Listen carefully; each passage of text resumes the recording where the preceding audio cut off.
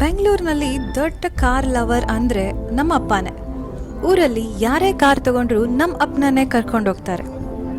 ನಾನು ಕಾಲೇಜ್ ಓದ್ತಿದ್ದಾಗಲೇ ನನ್ನ ಫಸ್ಟ್ ಕಾರ್ನ ಅವರು ತಗೊಂಡು ಕೊಟ್ರು.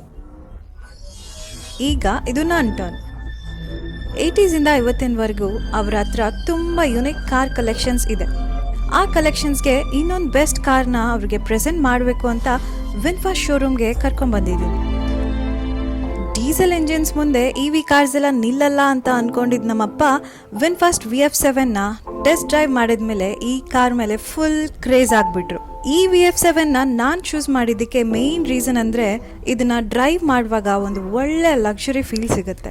ಇಷ್ಟು ಸೂಪರ್ ಪರ್ಫಾರ್ಮೆನ್ಸ್ ಇರುವ ಕಾರ್ಗೆ ಸೇಫ್ಟಿಲಿ ಸ್ವಲ್ಪ ಕೂಡ ಕಾಂಪ್ರಮೈಸ್ ಇಲ್ಲದೆ 7 ಏರ್ ಬ್ಯಾಗ್ಸ್ ಜೊತೆ 2.2 ಟನ್ ಸಾಲಿಡ್ ಬಿಲ್ಡ್ ಕ್ವಾಲಿಟಿಲಿ ಮಾರ್ಕೆಟ್ನಲ್ಲೇ ಟಾಪ್ ಆಪ್ಷನ್ ಅಂತ ಹೇಳ್ಬೋದು. ಒಂದು ಚಾರ್ಟೆಡ್ ಅಕೌಂಟೆಂಟ್ ಆಗಿ ಹೇಳ್ತಿದ್ದೀನಿ, ಈ ವಿನ್ಫಾಸ್ಟ್ VF7ನ 75% ಬೈಬ್ಯಾಕ್ ಗ್ಯಾರಂಟಿ ಜೊತೆ ತಗೊಳ್ಳೋದು ಒಂದು ಪ್ರಾಪರ್ ಸ್ಮಾರ್ಟ್ ಇನ್ವೆಸ್ಟ್ಮೆಂಟ್. ತಗೊಳ್ಳಿಪ್ಪ.